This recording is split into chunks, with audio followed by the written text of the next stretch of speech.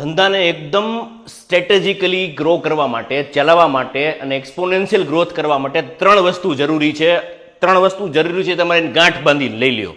પહેલું છે તમારો એક્સપિરિયન્સ, બીજું છે તમારું એજ્યુકેશન અને ત્રીજું છે તમારી મહેનત. આ ત્રણ વસ્તુ બહુ સારી રીતે સમન્વય થાય ને ત્યારે કિસ્મત છે ને તમારો હાથ પકડે, અને કિસ્મત તમારો હાથ પકડે ને ત્યારે તમે ધંધામાં એક સ્કેલ ઉપર જાઓ.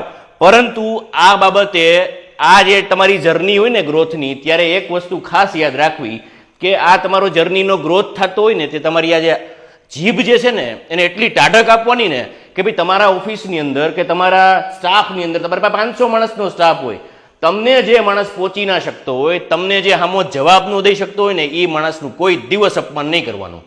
તમે ગમે એટલા 30 માર્ખા હોય ને સાહેબ, ગમે એટલા મોટા ઇન્ડસ્ટ્રીયાલિસ્ટ હોય ને, કેટલાય આવીને જતા રહ્યા, પરંતુ તમારી લેગસી છે ને તમારી બીજી 5મી 25મી પેઢીને જાળવી રાખવું હોય ને તો એ એન્વાયરમેન્ટ કેમ બિલ્ડ કરવું, લેગસીને કેમ આગળ વધારવી, કોન્સ્ટિટ્યુશનને કેવી રીતે તમારી કંપનીની સાથે સાંકળીને રાખવું, એક પ્રેક્ટિસ, એક બેન્ચમાર્ક સેટ કરવો હોય ને મિત્રો, તો આ જો આ JRD ટાટા છે સાહેબ, એને એક વખત વાંચજો.